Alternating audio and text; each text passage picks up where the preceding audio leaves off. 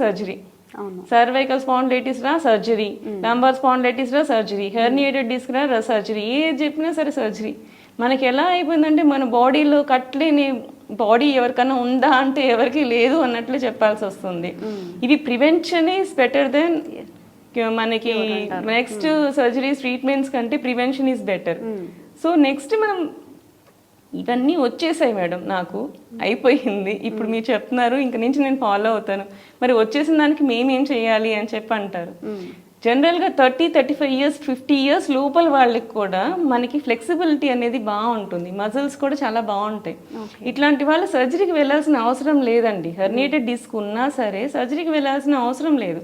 ఇప్పుడు మనకి ఏదైతే ఇట్లా బయటకు వచ్చేసిందో ప్రెస్ అయిపోతుందో దీన్ని మనం ఎక్స్టెండ్ చేసుకోవచ్చు. మన బాడీ అది ఇంకా గట్టిగానే ఉంటుంది, మన మజిల్స్ కూడా చాలా గట్టిగా ఉంటుంది. సో మనం ఎక్స్టెండ్ చేసుకోవచ్చు. యోగా మనకి బ్యాక్ పెయిన్కి ఎక్సర్సైజ్ చేస్తే దీన్ని మనం ఏదైతే స్పేస్ తక్కువ ఉందో దానికి ఆపోజిట్గా మనం యాక్టివిటీస్ చేస్తూ ఉంటే మళ్ళీ సెట్ అవుతుంది. ఆ మజిల్ని ఎక్స్టెండ్ చేసుకోవడం, మజిల్ని స్ట్రెంథనింగ్ చేసుకోవడం అలా చేసుకుంటూ ఉంటే మనకి చాలా వరకు ప్రాబ్లమ్స్ తగ్గుతాయి. ఇప్పుడు 60+ వాళ్ళకి ఏమవుతుందంటే నా మజిల్స్లో రిజిడిటీ వచ్చేస్తుంది.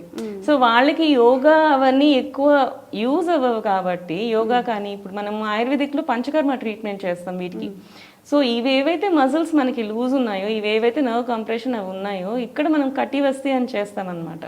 అంటే పిండి కట్టులాగా వేసి దీంట్లో ఆయిల్ పోస్తూ ఉంటాం. సో మనం పోసే ఆయిల్స్ అన్ని యాంటీ ఇన్ఫ్లమేటరీ అన్నమాట. సో ఐటీస్ అని చెప్పాను కదా, ఐటీస్ ఇస్ ఇన్ఫ్లమేషన్. సో ఆ ఇన్ఫ్లమేషన్ని మనం నోట్తో టాబ్లెట్స్ వేసుకుంటే కడుపులో సైడ్ ఎఫెక్ట్స్ వస్తాయి. సో మనకేంటంటే ట్రీట్మెంట్స్గా మనం తీసుకుంటే సైడ్ ఎఫెక్ట్స్ రావు, మనం లోకల్గా మనం ట్రీట్ చేస్తున్నాం. మనం కైరోప్రాక్టర్ అని మీరు వినే ఉంటారు కదా. సో కైరోప్రాక్టర్ ఏం చేస్తాడు, సో ఎక్స్టెన్షన్స్ చేస్తాడు, మజిల్స్ని ఎక్స్టెన్షన్ చేస్తాడు. బట్ మళ్ళీ మీరు ఆ పొజిషన్స్ కానీ మళ్ళీ మీరు తీసుకొచ్చారనుకో మళ్ళీ మీకు అదే ప్రాబ్లం వచ్చేదానికి అవకాశం ఉంటుంది. సో మనం ఇది ఇక్కడ ఆయుర్వేదంలో ఏం చేస్తామంటే మనం దాన్ని సెట్ చేస్తాము, సెట్ చేసి మళ్ళీ కటివస్తి చేస్తాం.